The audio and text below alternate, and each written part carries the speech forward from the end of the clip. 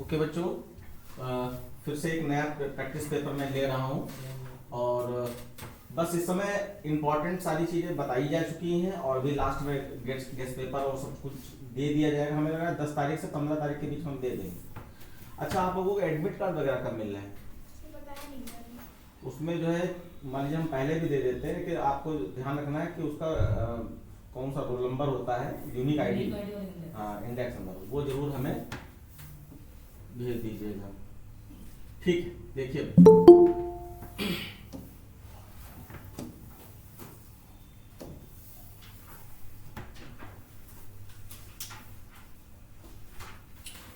पहला क्वेश्चन देखिए। रक्षिता, सारे बच्चे बताते रहेंगे फटाफट जो भी समझ में आ रहा है।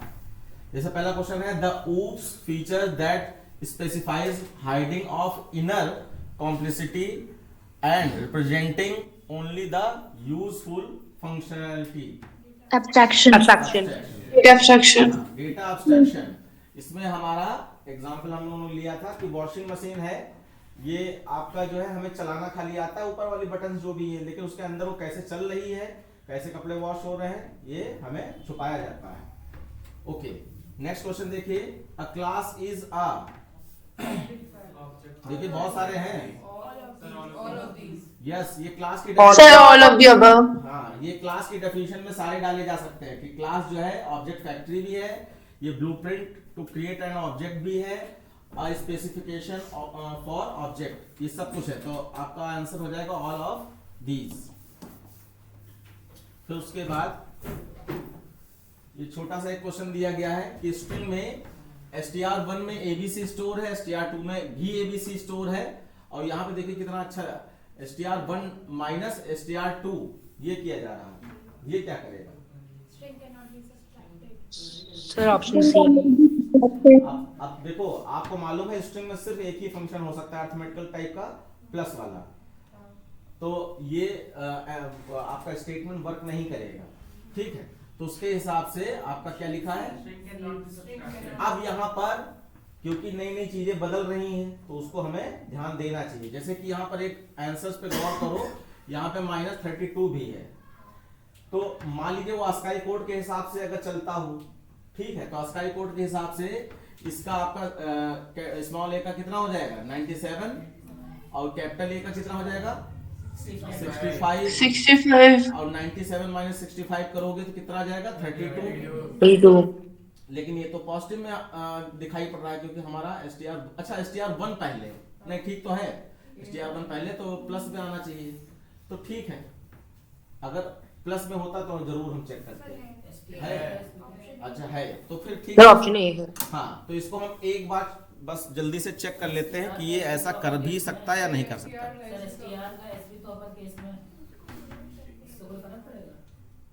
नहीं, वो तो मिसप्रिंटिंग हम मान लेंगे, वो मिसप्रिंटिंग मान लेंगे, हमें तो खाली माइनस वाला पोर्शन समझना है कि वो कर सकता है क्या।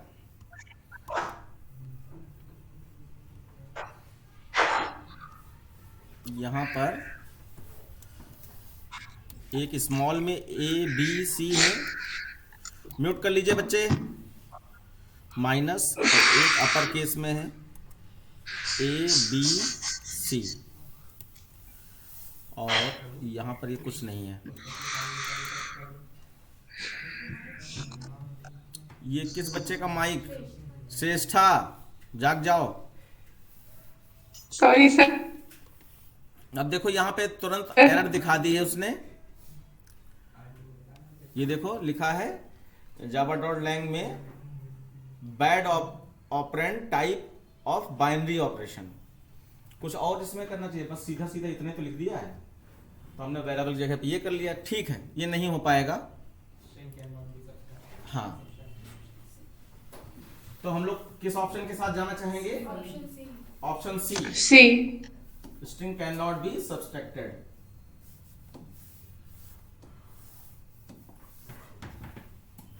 उसके बाद dash is a template to create similar object.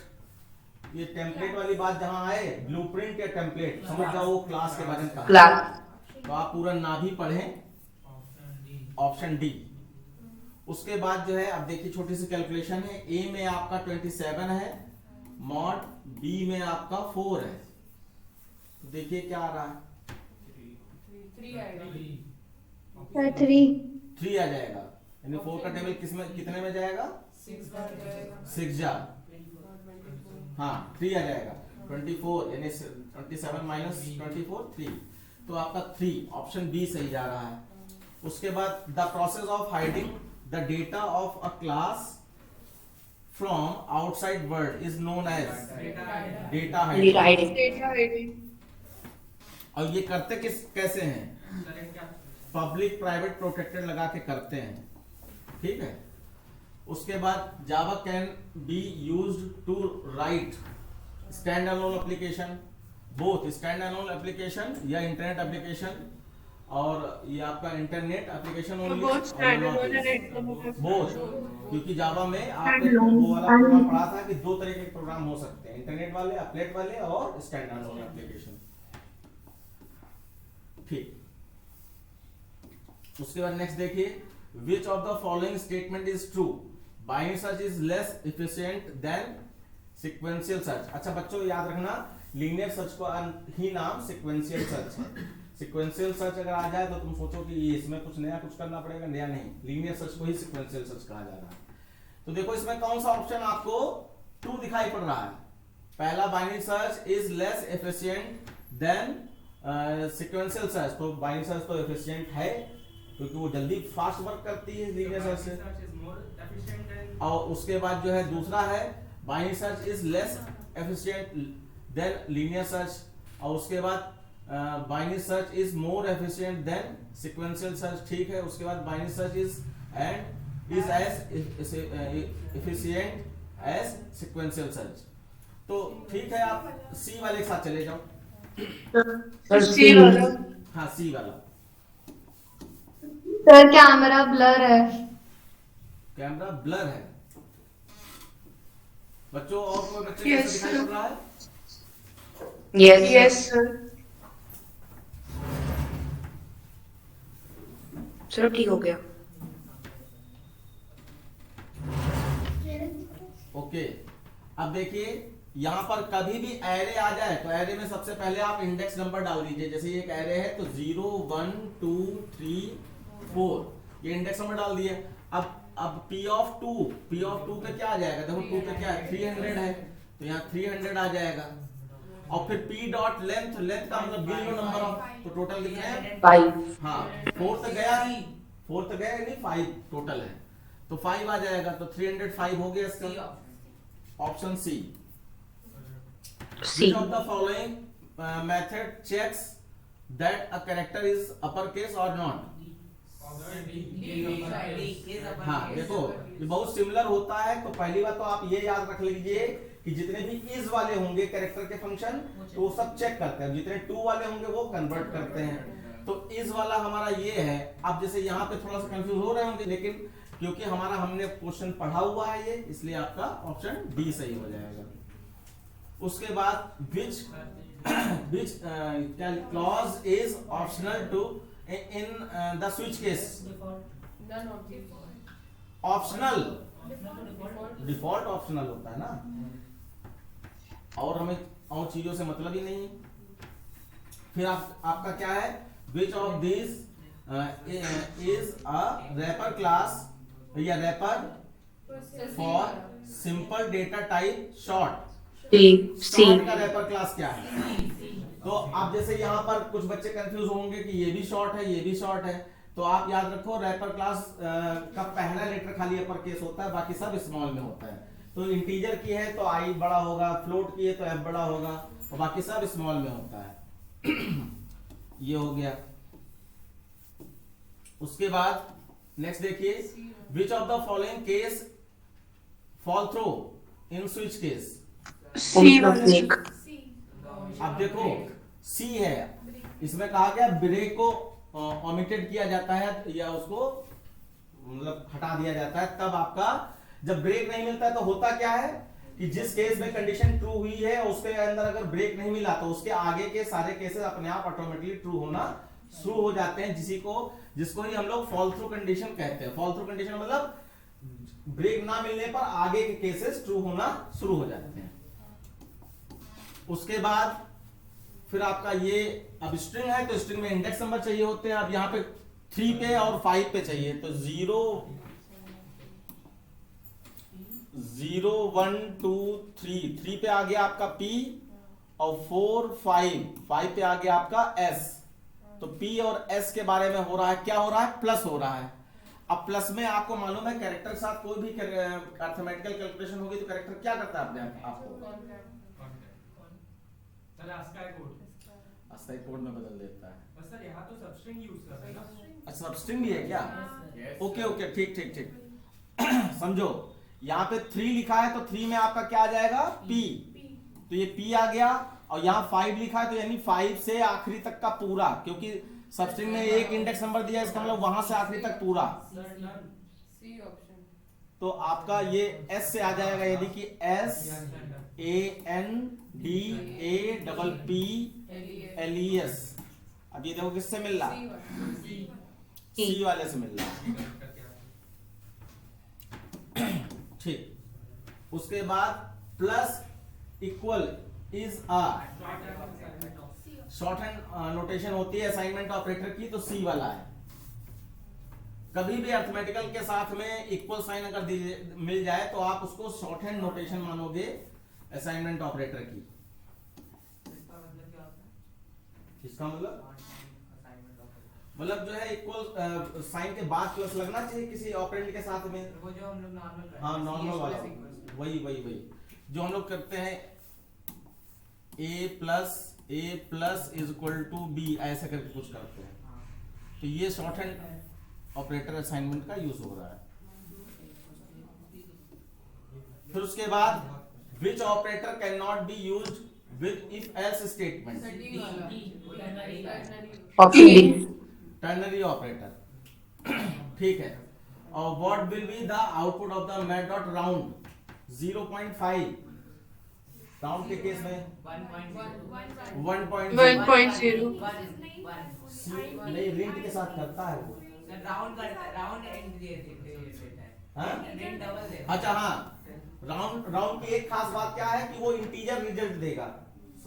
बाकी वो जो पॉइंट से पहले अगर इवन नंबर बढ़ रहा है या ऑड नंबर, वो रिंट के साथ है, राउंड के साथ नहीं। तो यहाँ पर क्या आ जाएगा, 1 आ जाएगा, 1।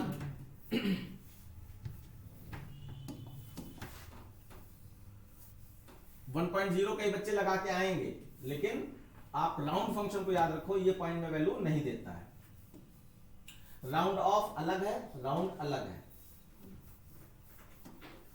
फिर क्या दिखाई पड़ रहा है, in which technique the values of actual parameter are copied to the formal parameter call by value.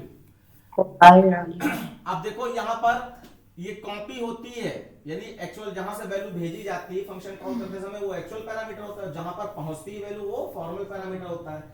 तो अगर आपका प्रिमिटिव डेटा टाइप भेजे जा रहे हैं एक्चुअल पैरामीटर से, तो उनकी कॉपी हमेशा फॉर्मल पैरामीटर को मिलेगी। लेकिन अगर नॉन प्रिमिटिव डेटा टाइप भेजे जा रहे हैं तो उनका एड्रेस मिलेगा, यानी ओरिजिनल वैल्यू मिलेगी।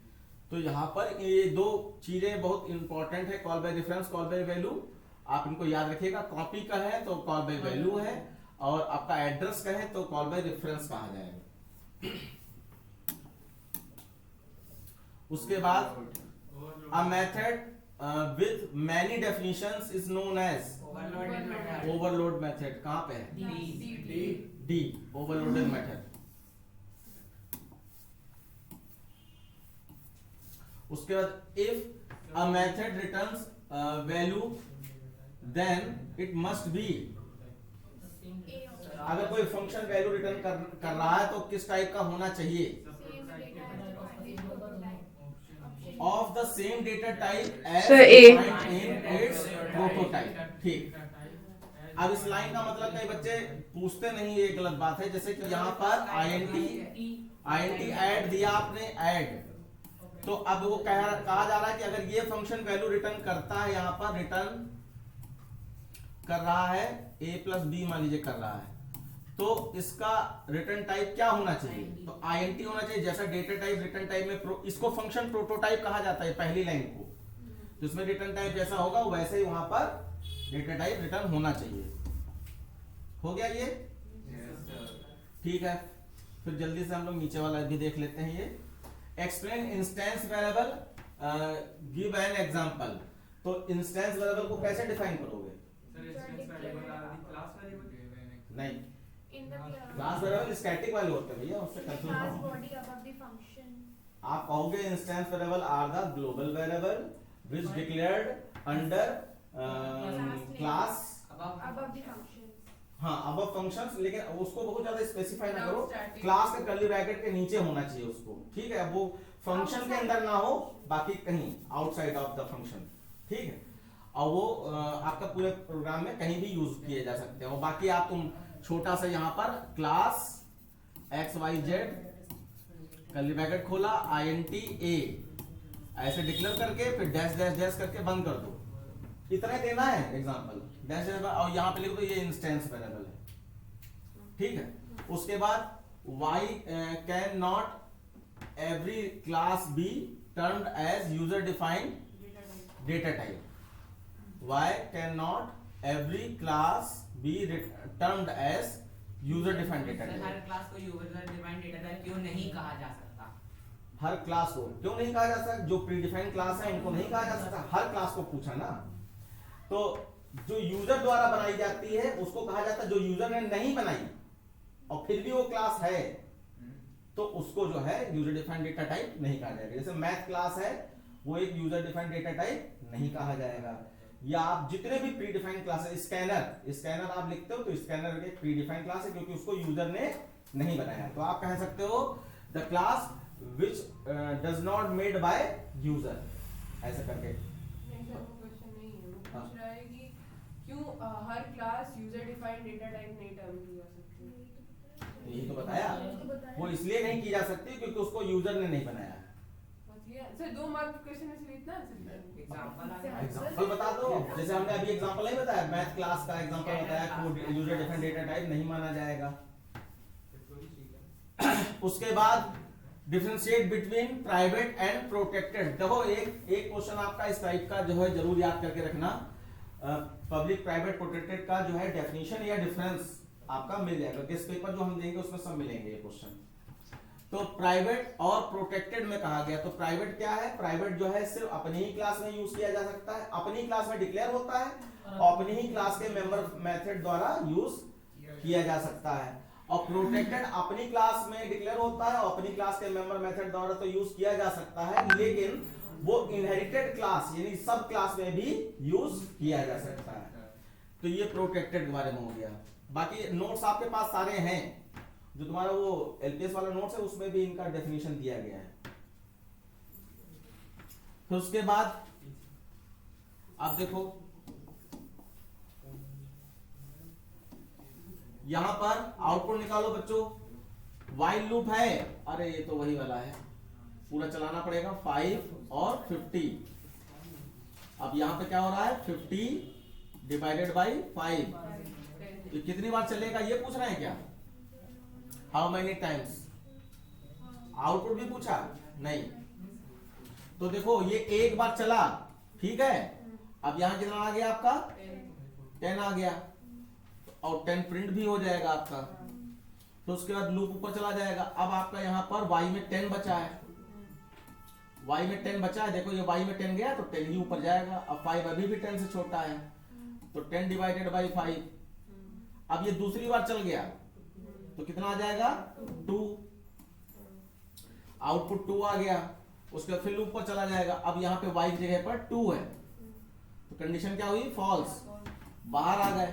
तो ओवरऑल कितनी बार, जब कंडीशन चेक हुई उसको चला नहीं मानते हैं, जब कंडीशन के अंदर आने पर तब उसको चला मानते हैं। तो यहाँ पे क्या हुआ कंडीशन फॉल्स हो गई तो 2 बार खाली चलेगा, 2 टाइम्स इसका आंसर हो जाएगा, 2 बार चल गया, ठीक है। उसके बाद अब आपका ये रीराइट करना है कोड फॉर लूप में, फॉर लूप में इसको कन्वर्ट करना है, ठीक है। सबसे पहले डिक्लेयर, तो सबसे पहले वेरिएबल डिक्लेयर कर देते हैं, और लेकिन वेरिएबल डिक्लेयर में इनिशियलाइजेशन फॉर का अंदर होता है तो इसलिए उसको खाली डिक्लेयर करेंगे। तो यहां तुमने लिखा int, लूप देखो किससे चल रहा है, i चल रहा है तो i डिक्लेयर हो जाएगा, i = 1 नहीं लिखा जाएगा, और जो अदर वेरिएबल है वो भी डिक्लेयर हो जाएंगे, और इसमें इनिशियलाइजेशन भी हो जाएगा। उसके बाद for i equal to 1, i less than equal to I is less than equals to 5. I plus है ना? plus. हाँ ठीक है कर्ली ब्रैकेट खोला और d D equals to D plus 2. 2 और SOP SOP LMD. D, इसको बंद कर दो। तो फॉर लूप में इस तरीके से कन्वर्ट कर देंगे, और एक क्वेश्चन इस टाइप का कन्वर्जन का आपको मिलना है। एक आपका टर्नरी ऑपरेटर को इफ एल्स, और इफ एल्स को टर्नरी ऑपरेटर, और दूसरा ये कन्वर्जन। मतलब सारे क्वेश्चन फिक्स हैं, बस क्या बताएं, वो एक फाइल जो दी है उसमें जो है इस टाइप की सारी प्रैक्टिस है, जो बोर्ड एग्जाम स्पेशल वाला फोल्डर हमने बनाया है, उसमें आप देख सकते हैं, उसमें हर तरीके क्वेश्चन मिल जाएगा आपको। फिर देखो purpose of the following function character dot is digit. हाँ, to check whether a character is a digit और not and return boolean result. और दूसरा to check a space is a white space, a character is a white space or not and return boolean result। ये space को check करता है, वो digit check करता है कि कोई कैरेक्टर में डिजिट तो नहीं है। उसके बाद देखिए मैथ डॉट सील में यहां तो कितना दे दोगे बेटा 15.0 और यहां पर 400.0 415.0 ये इसका फाइनल आउटपुट आ जाएगा। उसके बाद डिफरेंस बिटवीन पार्स आईएनटी और टू स्ट्रिंग। बच्चे बताओ डिफरेंस बिटवीन पार्स आईएनटी और टू स्ट्रिंग। सब पार्स INT स्ट्रिंग को INT में और टू स्ट्रिंग में कन्वर्शन के लिए। हाँ देखो पार्स आईएनटी क्या करता है, ये किसी भी स्ट्रिंग में स्टोर वैल्यू को इंटीजर डेटा टाइप में कन्वर्ट करेगा, और टू स्ट्रिंग क्या करता है, किसी भी इंटीजर में स्टोर वैल्यू को स्ट्रिंग ऑब्जेक्ट में कन्वर्ट करता है, इंटीजर से स्ट्रिंग में उल्टा। हाँ मतलब प्रिमिटिव से कह सकते हैं, क्योंकि टू स्ट्रिंग फ्लोट के साथ में लगता है। अब जैसे इंटीजर डॉट टू स्ट्रिंग लगा है तो इंटीजर वाली वैल्यू को शांत रहो, इंटीजर डॉट टू स्ट्रिंग लगा है तो इंटीजर वैल्यू को स्ट्रिंग में कन्वर्ट कर रहा है, फ्लोट डॉट टू स्ट्रिंग लगा है तो फ्लोट वाली वैल्यू को इसमें कन्वर्ट कर रहा है। उसके बाद नेक्स्ट देखिए state the purpose of using break statement. End word नहीं यूज करते, terminate word. To terminate a block. terminate a case or a block. Terminate a block. हाँ, to terminate the block where it is placed, ऐसे करके लिख सकते हैं। अब like loop and switch case, जैसे लूप में आप लूप में लगाते हो ब्रेक तो लूप से बाहर करेगा, स्विच केस में लगाया तो स्विच केस से बाहर करेगा। ठीक, उसके बाद continue statement in a program. To skip the value at which इसमें थोड़ा सा technical which language it is true. To skip the current execution and iterate further या नेक्स्ट कंडीशन, नेक्स्ट इटरेशन। तो थोड़ा सा यहाँ पर ये वर्डिंग यूज करोगे तो ज्यादा अच्छा माना जाएगा। यानी कि करंट जहां पर कंटिन्यू मिलता है वहां से वो नीचे कुछ भी एग्जीक्यूट नहीं होने देगा, कंटिन्यू मिलने पर सीधे नेक्स्ट इटरेशन पे पहुंच जाएगा। हाँ ऐसे भी लिख सकते हो सरल भाषा में। उसके बाद देखो Java statement to perform the following, तो इसमें to extract the last character of word WD नाम का कोई वर्ड है, मतलब WD नाम का कोई वेरिएबल है, उसमें क्या करना है लास्ट कैरेक्टर और CHR में स्टोर करना है। CHR एक्सट्रैक्ट करना है, तोड़ना है। तोड़ते किससे है? हाँ, तो str is equal to Caret. WD dot caret Caret and migration. और WD WD dot length -1, ये होगा स्टेटमेंट। तो अगर WD में मान लीजिए आपका WD में राम है तो 0 1 2 मिलेगा, तो आपको m तोड़ना है तो wd डॉट लेंथ करोगे तो 3 आ जाएगा, और 3 माइनस 1 करोगे तो आपका 2 आ जाएगा। 2 किसको मिला? कैरेट फंक्शन को। और कैरेट फंक्शन 2 में से m निकाल कर और इसमें m स्टोर कर देगा। सबस्ट्रिंग नहीं, कैरेक्टर तोड़ने लिखा है। दो एक कैरेक्टर तोड़ना है तो कैरेट, और एक से अधिक कैरेक्टर तोड़ना है तो सबस्ट्रिंग। उसके बाद देखो, to return the first occurrence of a in word application. इसमें आपको इंडेक्स ऑफ, हाँ, तो यहाँ पे क्या लिखोगे? आपका वेरिएबल का नाम क्या माना जाए? एप्लीकेशन ही लिख लो। यहाँ पे ऐसे लिखो एप्लीकेशन। अगर वेरिएबल का नाम नहीं दिया है तो एप्लीकेशन लिख दो, एप्लीकेशंस डॉट इंडेक्स ऑफ ए। पहला है ना करेक्टर, इंडेक्स ऑफ, और स्मॉल लेटर में ए।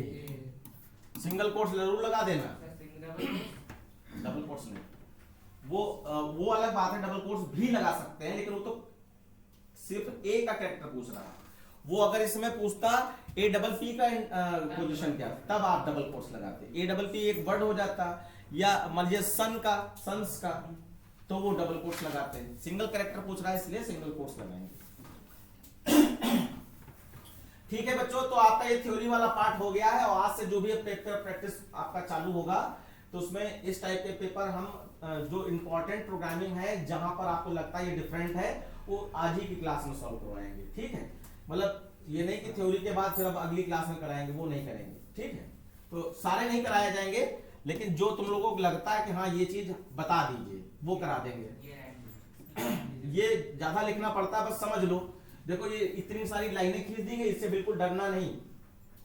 यहाँ पे ये वेरिएबल्स हैं, वही इलेक्ट्रिसिटी बिल वाला है। ये पीआरबी क्या है? प्रीवियस रीडिंग नहीं, ये हाँ, ये प्रेजेंट रीडिंग है, ये प्रीवियस रीडिंग। अब टेलीफोन हो चाहे इलेक्ट्रिसिटी बिल वाला हो, और ये कॉल है तो यानी कि टेलीफोन है, कितनी कॉल कर रहे हो, और ये आपका नेम, अमाउंट, टोटल, ये सारे वेरिएबल दिए हैं। इनपुट कंस्ट्रक्टर है नहीं, तो इनपुट में स्टोर साफ साफ लिखा होता है क्या स्टोर करना है। तो previous reading, present reading and name, तीन चीजें खाली इनपुट करनी है इसमें।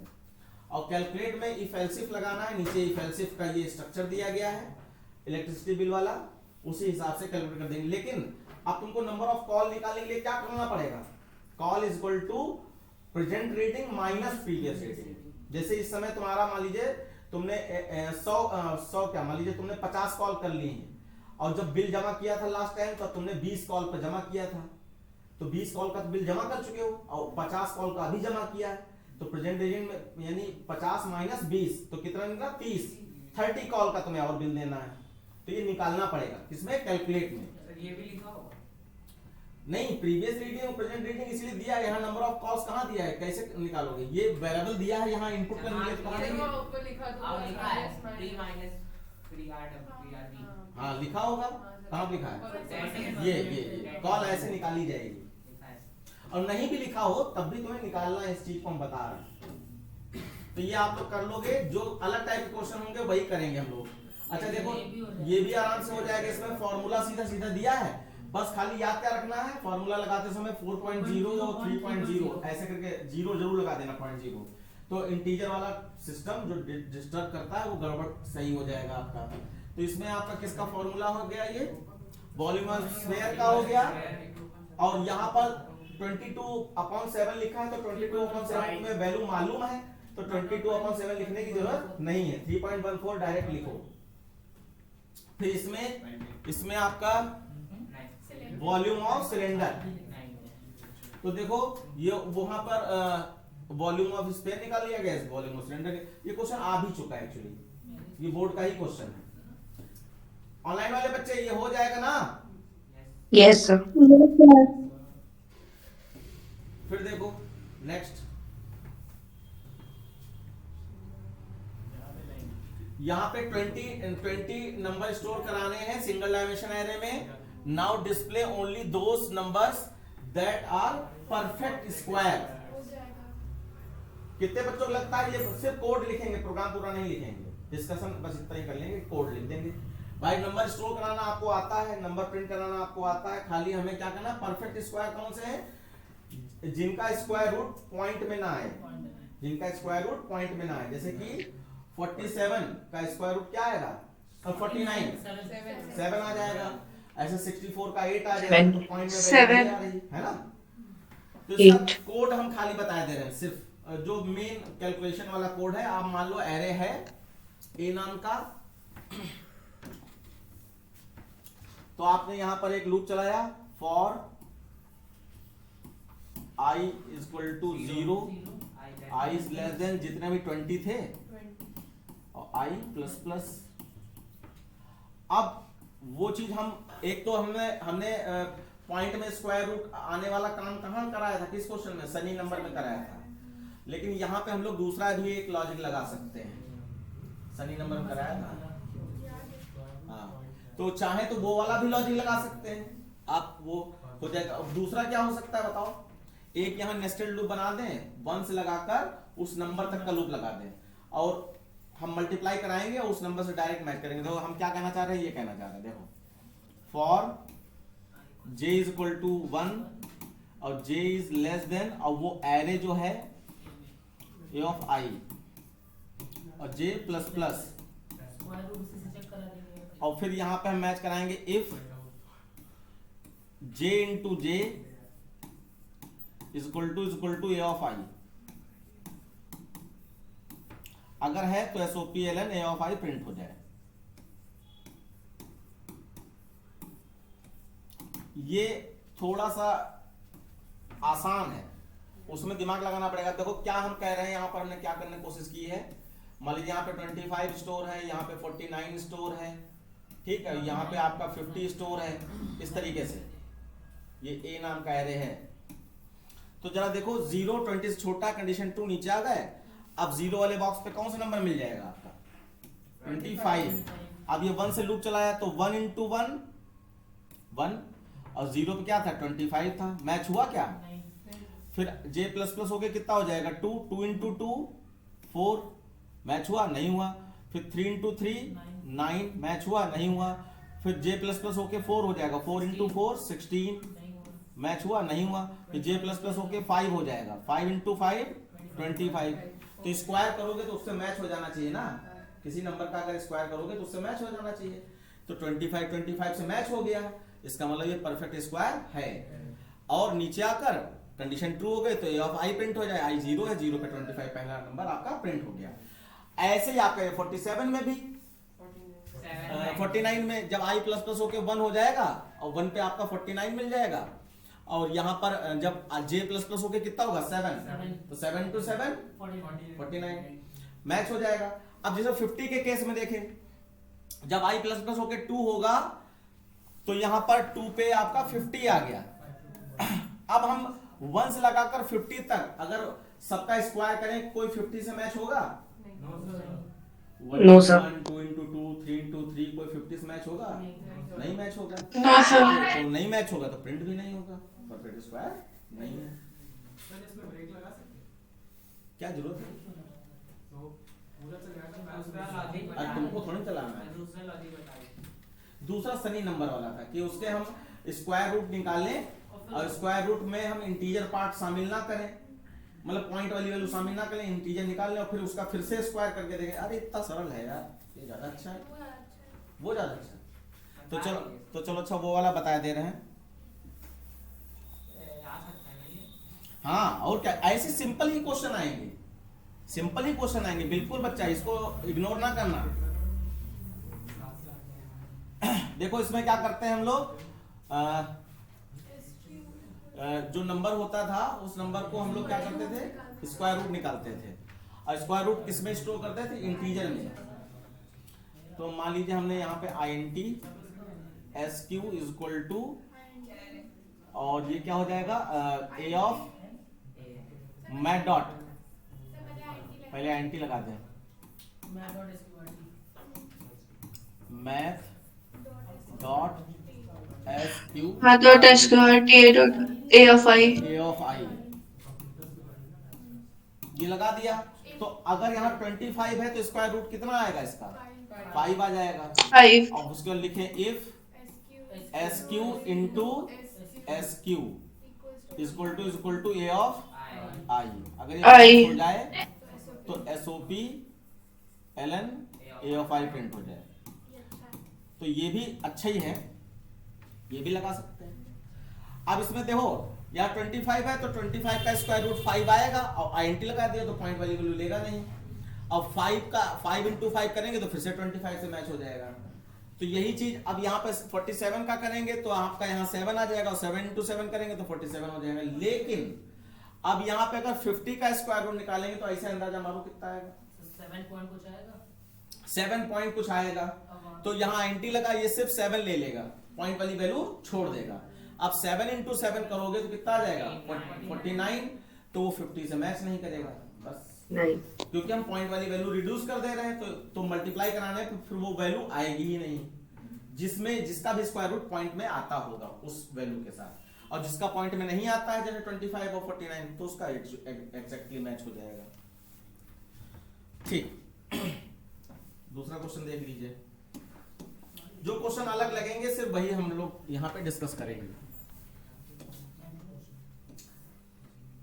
ये देखिए 10 सिटी के नेम इनपुट करने हैं सिंगल डायमेंशन एरे में और सब्सक्राइबर ट्रंक, अच्छा एसटीडी कोड इनपुट करना है दूसरे सिंगल डायमेंशन एरे में, इंटीजर टाइप का होगा, ये तो स्ट्रिंग टाइप का होगा 10 सिटी नेम, और जो एसटीडी नंबर है वो आपका इंटीजर में हो जाएगा।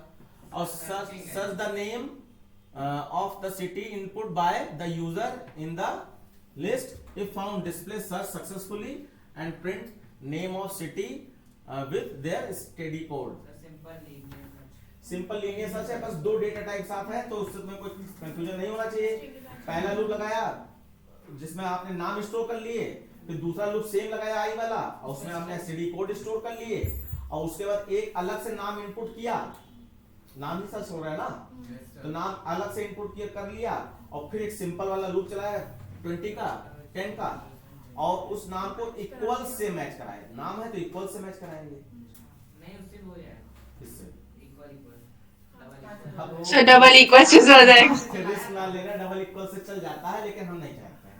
आपके पास इक्वल फंक्शन है, आप उससे मैच कर लीजिए और फिर फ्लैग वैल्यू का यूज कर लीजिए। f 0 होगा, f 1 हो जाएगा और दोनों को वहीं प्रिंट करा दीजिए और ब्रेक से बाहर आ जाइए और फिर f अगर 0 है तो नॉट फाउंड लिख दीजिए बस। प्रिंट नहीं करा, प्रिंट कराना नेम और स्टडी कोड सर यही प्रिंट कराना है, सर सक्सेसफुल नहीं, वो भी कराना है कि सिटी का नाम और कराना है print name of the city along with STD code और सर्च सक्सेस, मतलब वो लिखो ना लिखो, ये एल्स में अनसक्सेसफुल है। फिर देखो इसमें देखो क्या कोई ये करा चुके हैं, इसमें कोई दिक्कत नहीं होनी चाहिए कि आपको वॉवेल ढूंढना है, वॉवेल की जगह पर स्टार का साइन होना चाहिए। तो देखो इसमें लूप चलाया तुमने, कैरेक्टर तोड़ा और वॉल वाला हमारा पास कॉन्सेप्ट है ही v dot index of ch।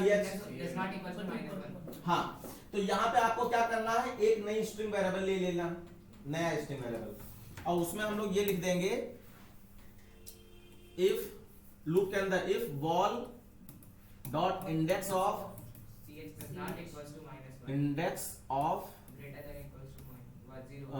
ch greater than equal to 0 अगर है तो नई जो स्ट्रिंग होगी st, मान लीजिए s में आपका ये है स्ट्रिंग और नई स्ट्रिंग st है या str है, st ले लिया मान लीजिए, st is equal to st plus, और यहाँ पे हमें वॉवेल जगह क्या चाहिए, स्टार का साइन, ऐसे लिख दिया।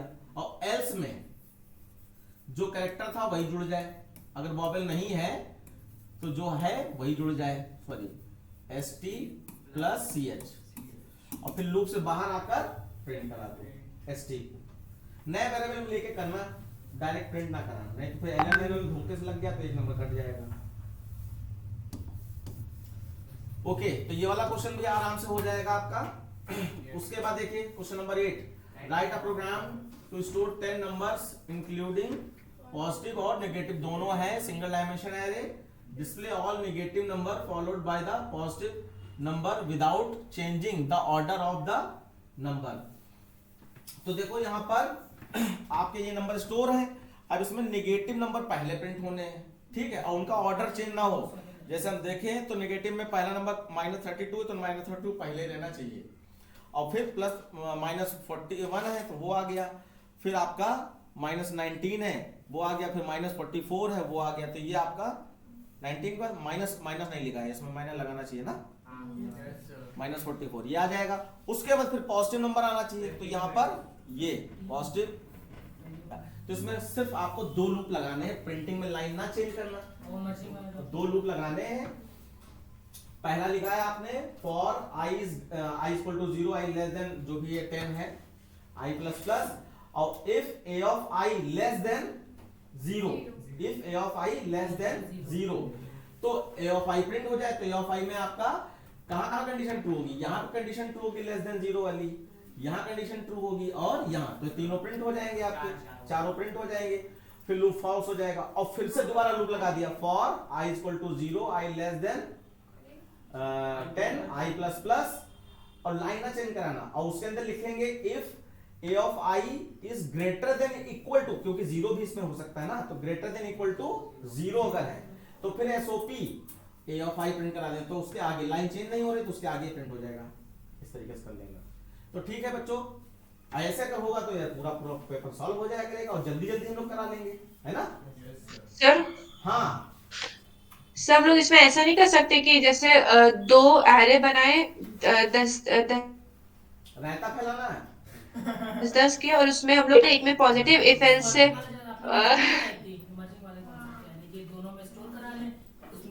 हाँ नहीं स्टोर कराने की जरूरत क्या है, उनको खाली आउटपुट चाहिए, कहा 2 एरे 3 एरे चेक पड़ोगी। ये वाली में जो हमने बताया अभी कि 2 लूप लगाना है, खाली एक पहले नेगेटिव के लिए लगाना है, और नेगेटिव प्रिंट करा दो, फिर एक पॉजिटिव के लिए लगाओ, पॉजिटिव प्रिंट करा दो, दूसरा प्रिंटिंग में एक बार जो प्रिंट हो गया उसके बाद ही दूसरा प्रिंट हो गया, फंक्शन के अंदर भी फंक्शन कॉल करा क्या सकते हैं लोग? फंक्शन के अंदर फंक्शन कॉल कराया जा ऐसा सकता क्वेश्चन है। हमारे यहाँ आया था कौन सा था, एलपीएस में, वो जो एक्सपेरिमेंट में वाला था, तो हमने कराया नहीं क्या उसको, कराया लिखा नहीं सर, आपका ग्रुप सर वो 11 का है ना शायद, हाँ वो तुम्हारे कोर्स में नहीं है, आ गया गलत बात है ये। ठीक है, तो आज का क्लास यहीं पर एंड करेंगे, और भी सुनो अभी लोग आप लोग जाएंगे नहीं, ठीक है, बातें भी कर ले थोड़ी सी।